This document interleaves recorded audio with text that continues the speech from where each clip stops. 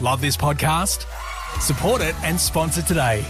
Simply head to ozcastnetwork.com for details.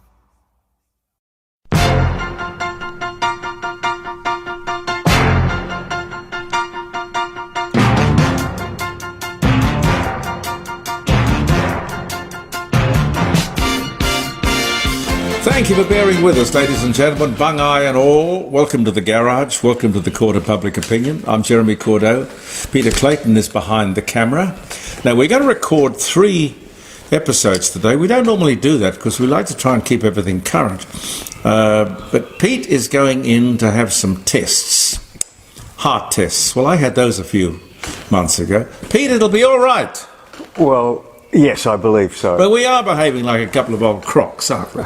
Well, yes. No.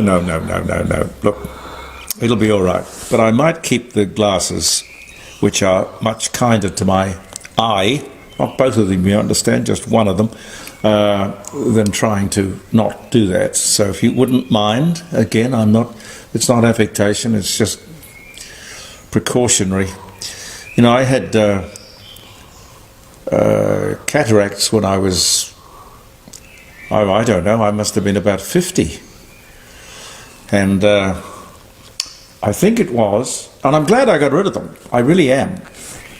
This is just a minor hiccup. So the fact is I used to drive, still do, open-topped sports cars. And I didn't really wear sunglasses, which the doctors tell me is not a good thing. You should do that. If you're out in the sun, wear sunglasses.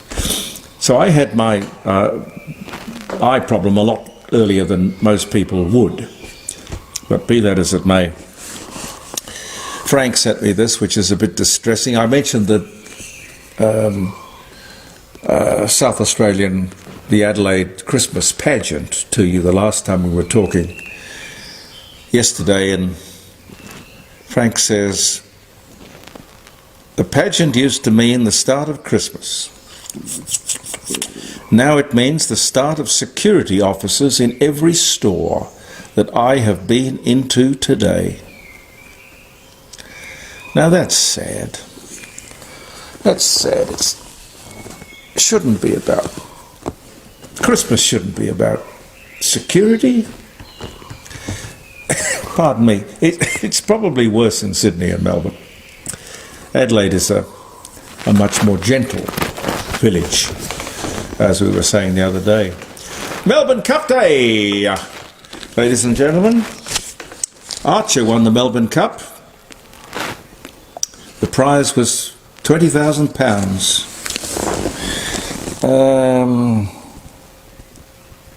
We'll get to that later. But anyway, if you're having a flutter, I hope it's going to be a successful one. Good luck.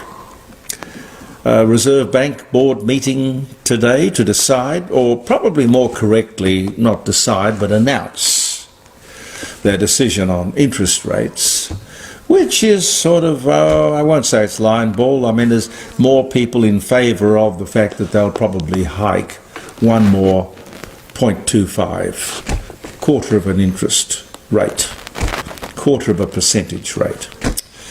But still, in all honesty, in my living memory, interest rates with anything with a 4 in front of it is not bad. Apologies to Facebook, they didn't censor the exploding electric car. Pete and I expected that they would. They gave you a very stern warning. You're going to see something disturbing. Well, we were all able to get it in its glory. And Pete, the fly's back. Yes. It's got to be a different one. I don't know that it's a different one. It's just one. There it is, right there in my hand. Look at that. Isn't that amazing? You're a friendly fellow. I know you're a friendly fellow, but this is ridiculous. Don't be a nuisance. Go and bother somebody else. What about this? Thank you, George. Speaking of electric cars, an invoice for a replacement battery for an electric car, not top of the range kind of thing, but it was a lower priced Chevrolet, just under US $30,000, which would be around the $60,000 mark in Australian dollars. This is after 70,000 miles in a popular model compact Chevrolet in the United States of America. Thank you for that. Thank you for sending it to me. There's a lot of stuff out there about electric cars. There really is. Investigate. Research. Do your homework. And speaking of cars, a shocking accident, a tragedy in Melbourne. People gathered at a cafe enjoying themselves in all innocence, having a good time. Then out of the blue, without warning, lives change forever.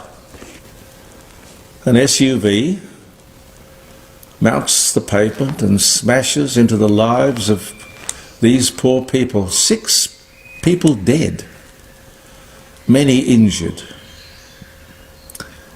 It could have been, well, they've ruled out alcohol. They're probably doing other tests, I don't know, but was it a medical event? God knows. But it goes to show, in a fraction of a second, lives can change, just like that. So what we must do, I think, really is just to hang on to every precious moment of life and freedom and independence that we possibly can. I mean, living can be dangerous. It clearly is. Did you see any of the pictures out of China? I'm thinking Shanghai in particular. This is where Anthony Albanese flew in. The thing that struck me, but was not mentioned by the ABC or anyone in the ABC covering the arrival of the Prime Minister or his entourage, it was the fog, the pea super, the pollution. And do you know that in China, it's not unusual to be able to talk to people who have never in their whole lives ever seen a blue sky. But, mind you, not one word about pollution. Not one mention of climate change. Not one mention of it, that is China, being the big polluter. No one stood up there on the ABC camera and said, "You must close your factories," which is, of course, exactly what they're saying to us. We are the tiniest polluter. They are the biggest polluter. Go figure. Global warming, pollution. Yet, Prime Minister, you would bankrupt your own country over just 1% of global emissions. Really. And you've gone there, understandably, with a grab bag of things you want to discuss, but not that. No. Oh, boy. Listening to Jim Chalmers on the weekend, he said, too much infrastructure under construction in Australia. We will be announcing our strategy. Billions of dollars of infrastructure is highly inflationary, but always trotted out at the time of an election. Reneged upon, probably, shortly afterwards. But there you go. I can't count the number of elections which have heralded a super high-speed rail line to somewhere. Anyway, it's another story. Catherine King. The name may ring a bell. The Minister for Infrastructure will be in charge of deciding what gets scrapped. What projects get scrapped. Now, here's a woman who knows something about inflation. And scrapping those projects is about inflation. Okay? I don't know about infrastructure, but you remember that she is the minister who stopped the Qatar Airlines from bringing more and cheaper flights into Australia, which of course would have helped fight inflation. But she wouldn't have a bar of it. And wouldn't explain what her motive was, or what her directions were, or where they came from. Strange. Yet, if you look her up, and you can, I did, look her up, you will see that Catherine King, her only experience is that she was a social worker for a children's home in Ballarat. Believe it or not, that was from 1988 to 1992, I think. And she, with no experience, she will be deciding what of the very important promised infrastructure goes ahead in this country and what doesn't. Oh yes, and of course she decided that we would not get cheaper air travel in Australia. God help us. I mean, if it was one of those slapstick British comedies, it couldn't be sillier. Yes, Minister, or yes, Prime Minister, or something like that. Anyway, we'll keep on talking about it because, ladies and gentlemen, nobody else does. Latest poll results show that the Labor government has lost ground since the referendum. I'm not surprised at that. They're down 5 points and the Libs are up 5 points. I might have thought more. But anyway, we'll see. I don't think Albo's got any real interest in anything past the next election because he's not going to get re-elected. He's going to be looking for a nice job on the world stage, as they all do. You remember Gareth Evans, who was so much a supporter of, now what was his name? The head of the United Nations. I can't remember his name. Boutros Ghali. Or... Boutros Ghali. Good for you. That's it. I mean, if you had a kid and you called him Boutros, why would you call him Boutros? And why would you call it Taurus? Anyway, I think Gareth was a great supporter of Boutros. Anyway, be that as it may. Dear. One more. Over $100 million was spent on the preparation of that Kimba, low-level nuclear waste repository or depository. Plenty of discussion and inquiry. Thumbs up, deal done, all settled. Then the local Aboriginals independently decided, above everyone else, no. I have to assume that the Aboriginals had ample opportunity to express their opinion. Anyway, an exhaustive analysis, inquiry, and hearing, and $100 million. Now, for nothing. Where is the outrage? Where is the media? Of course, this woke government said okay to the Aboriginals. I don't even know if they were elders. I've got no idea whether they were credible. I've got no idea about anything. They just said no. So we said, okay, back to square one. I don't believe it is possible to work with these people. And could I suggest maybe we restrict those particular Aboriginal people from any nuclear medical treatment, because that is the waste that we're talking about, currently stored in lift wells and stairwells and basements in North Terrace here in the city of Adelaide.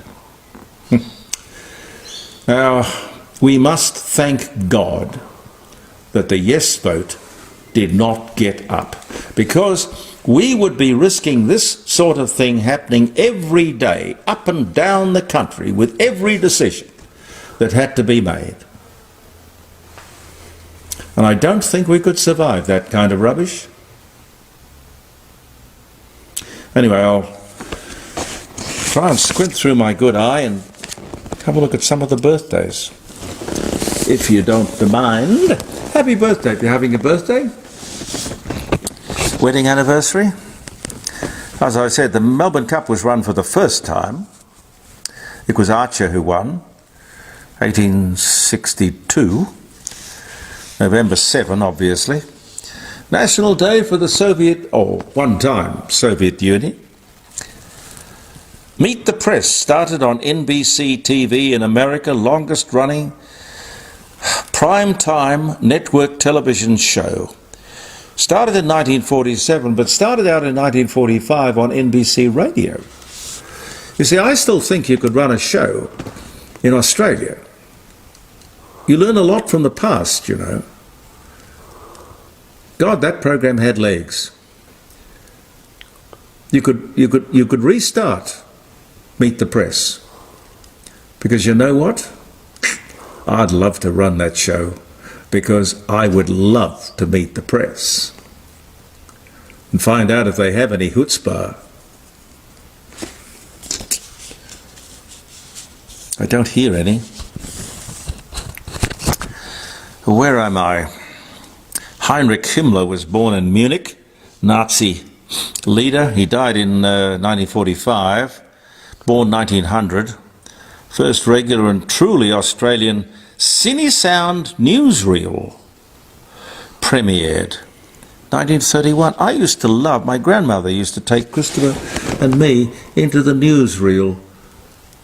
Well, we used to love sitting there. I don't know why, we were only babies, but I remember it clearly. Oh, we would have been 3 or 4. It was beside the State Theatre in Market Street. The newsreels ran beside usually a big cinema. Of course, they died with television. The Governor-General Viscount Delisle, VC, presented the Gold Cup to Mr. and Mrs. Cohen of Sydney, owners of Lord Fury, winner of the Melbourne Cup, written by Ray Selkrig. The prize money was $20,000. 1961 was the year. Australian Prime Minister Sir William McMahon and his wife Sonia arrived in London, where the Daily Mail reported that the prettiest legs in politics had arrived. Yes, I totally agree with that.